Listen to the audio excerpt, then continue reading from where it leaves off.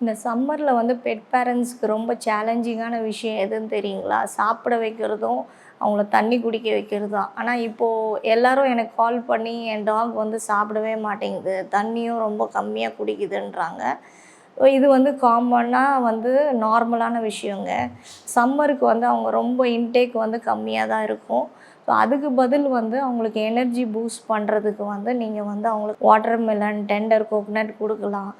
Butter milk, tender கோக்னட்லாம் குடிக்க மாட்டேங்கிறாங்கன்னா, நீங்கள் ice க்யூப்பில் try பண்ணலாம். அதாவது நான் ஏற்கனவே சொல்லியிருக்கேன், நம்ம ஹியூமன் சாப்பிட்ற ஐஸ்கிரீம் அவங்களுக்கு குடுக்கக்கூடாதுன்னு.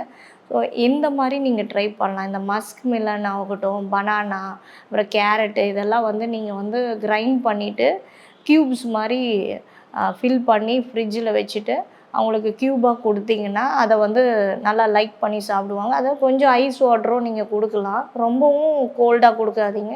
இந்த மாரி குடுக்கும்போது அவங்களுக்கு கொஞ்சம் ஹைட்ரேஷன் கிடைக்கும். அந்த ஐஸ் க்யூப்ல பார்த்தீங்கன்னா, எந்தவித ப்ரிசர்வேட்டிவ்ஸோ, இல்ல சால்ட், சுகர் எதுவுமே ஆட் பண்ணாதீங்க. அவங்களுக்கு அந்த மாரி நேச்சுரலாவே குடுங்க. அந்த க்யூப்ஸ அப்படியே குடுத்தீங்கனாலே அவங்க சாப்பிடுவாங்க.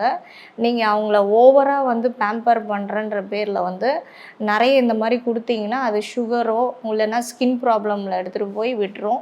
டாக்ஸுக்கு வந்து ஒரு சில விஷயம் குடுக்கக்கூடாதுன்னு இருக்கு. ஸோ அத வந்து நீங்க கரெக்ட்டா மெயின்டெயின் பண்ணீங்கனாலே, உங்க டாக்ஸ வந்து ஹெல்த்தியா பார்த்துக்கலாம்.